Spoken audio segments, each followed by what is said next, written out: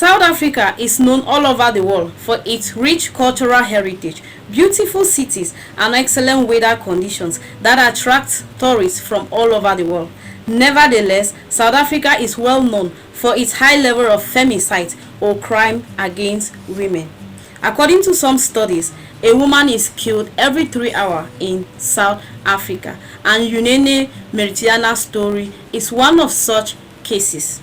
Yuinene Mritiana was born on the 20th of April 2000 in the suburbs of Cape Town, South Africa. She grew up in Beacon Bay, where she attended the Hudson Park Primary School and later moved to the Kingswood College, where she actually chaired the student council until her completion. By 2018, Yuinene had completed college and was ready to move to the university. Growing up, the young lady had always aspired to become an actress, and she decided to travel to the University of Cape Town to study media and film. She was actually described as a very calm and jovial lady, always putting on this big smile on her face that kept everyone around her comfortable and welcomed. Days before August 24, 2019, Yuinene had placed an order online. She actually bought some clothes, and these clothes were to be delivered in the Claremont post office, which was not far from the school campus. On that fateful Saturday morning, Yuinene walked a couple of streets away from her hostel down to the Claremont post office to pick up her parcel. Surprisingly, when she went into the post office, she met two staffs, Yolanda Botha, who was actually in his early 40s, and another female staff. Surprisingly, Botha would tell Yuinene that her parcel had not yet arrived, that it was actually still on transit and will only be available by 2 p.m. It didn't occur to her that that was a Saturday and the post office closes at 1 p.m. It is said that she was really the calm type, and she really didn't see any reason why her parcel would be there and the post office attendant would not give it to her. Unknown to her, Yolanda actually had some hidden agendas. When Yuinene returned back home, Botha managed to convince his colleague when it was closing hours that he was going to stay behind and tidy some stuffs. He needed to do something in the office, and he would be the one to lock up the office that day. The shift has ended and the colleague needed to go back home. At about 2 p.m. exactly, Yuinene boarded a taxi from her hostel to the post office, and as soon as she made her way into the post office, Botha was already waiting at the door. And as soon as Yuinene made her way into the post office, he quickly shut the door behind her, and that was the last time she was seen alive. While in school, Yuinene was well loved by her friends. She was extremely close with her friends, that the evening did not go by without them noticing her absence. They were very quick to notice that she had not been around since she left for the post office. The worst is they began placing frantic calls, but her number was not going through, and it didn't take long. Remember, we are talking of South Africa, where crime against women are like in a high rate. They had begun anticipating that something was definitely not right, but they couldn't place their fingers on what was wrong, because she was not the type that would suddenly disappear. She couldn't go somewhere without telling her friends where she was actually going to, and it was so weird that she went to the post office just to pick up a parcel and she hadn't come back. It was getting to late night. They began printing flyers and posting them at every corner of the street, circulating the flyers on social media and with the hashtag Bring Nene Home, as she was fondly called. She was fondly called by her parents and friends Nene. When the weekend had come and gone, the police decided to visit the post office to get a closer look, to find out they needed some clues. They just needed to find out something to work on, because when the police visited the post office the following week, they realized that a lot of things were off.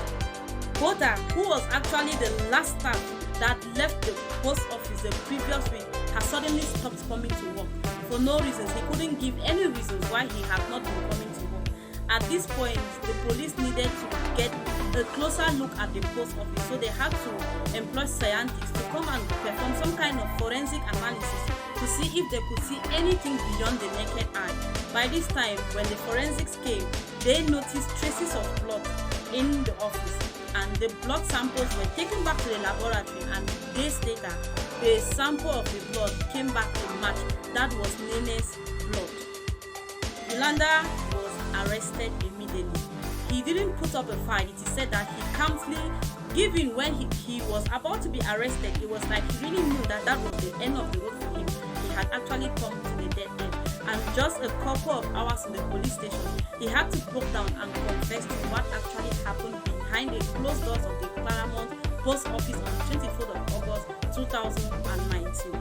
Daughter Yolanda told the police that when Nene walked into the post office that fateful morning, he suddenly developed the interest of raping and killing her, and that was the reason why he did not deliver her parcel to her. He requested that she should go home and come back by 2 p.m. because he knew that the post office was not going to be operational by 2 p.m. It was going to be after closing hours, and the other colleague, he had managed to send the other colleague home because he wanted to lock the post office. And when Yuinene came that afternoon, as soon as Yuinene entered the post office, he quickly locked the door and began making sexual advances towards her. As she kept resisting, he grabbed Yuinene. Yuinene was only 19 years old and she was quite slim.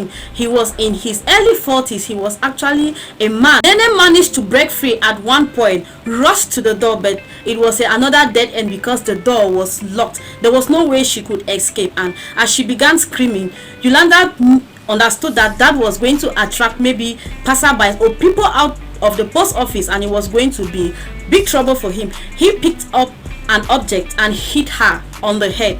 As she fell unconscious, he repeated the act again for the second time and finally strangled her to death. And when he confirmed that Yuinene was already dead, he abandoned Yuinene's dead body on the floor, went to a nearby bar where she consumed alcohol, and came back in the early morning hours of Sunday, where he actually wrapped Yuinene's body in a bag, took her into his car and traveled to an abandoned railway where he actually poured fuel on her body, burnt her before digging a shallow grave to toss her body in it, so that even if actually she was discovered in the days ahead, no one was actually going to identify her. No one was going to know who she was because she was actually burned beyond recognition. Daughter Yolanda's confession sparked national outrage. Sympathizers, women and well-wishers took to the street and began protesting because it is like this was unprovoked. Even though cases like this have been happening in the country, happening in a civil service office or like a government office was a height of it. This was just too much to bear, and picking a woman randomly to do that to, well, it makes no sense. Who was going to be next? A lot of women were so scared for their lives that they took to the streets advocating for the government to place harsher punishments on sex offenders. In a bid to calm down the situation and took people off the street, the president of South Africa, President Cyril, actually promised the public that he was actually going to amend the laws, and he equally urged the court to make sure the case took a fast track so as to give hopes to women, because things were really going out of hand. Like I said, according to some studies, a woman is killed in South Africa every 3 hours, and the case really took a very fast track. In just 3 months, Yolanda Botha was found guilty, because during his conviction, it was even noticed that he was actually an ex-convict. He was sentenced in 1999 for armed robbery. He was given 8 years in prison. So a lot of people began wondering how he found himself in the civil service. He was already a threat to the society years back. He was found guilty of 2 counts of rape and 1 count of first-degree murder, and he was handed 3 life sentences for all the 3 charges, and another 5 years for trying to discard evidence that could make police case easier. Yuinene's family was very happy with the court's decision. At least it didn't bring Yuinene back, but it really went a long way to scare those that thought women's body were actually their crime scenes, and a lot has been done since after her death. On the 29th of November 2019, the Yuinene Meritina Foundation was founded in Makanda, Eastern Cape, in celebration of her life. There was also another scholarship funded for female students in the Humanity faculty in the University of Cape Town. The president of South Africa, President Cyril, also announced reforms such as harsher punishment for sex offenders and the public disclosure of the National Register of Sex Offenders to stem sexual and physical violence against women and children. There was also a memorial in front of the post office, the Claremont post office, where Yuinene was brutally killed. Really do enjoy my stories, please do not hesitate to hit the subscription button as a free way to support me and to be notified each time I upload similar cases. Until my next video, so long.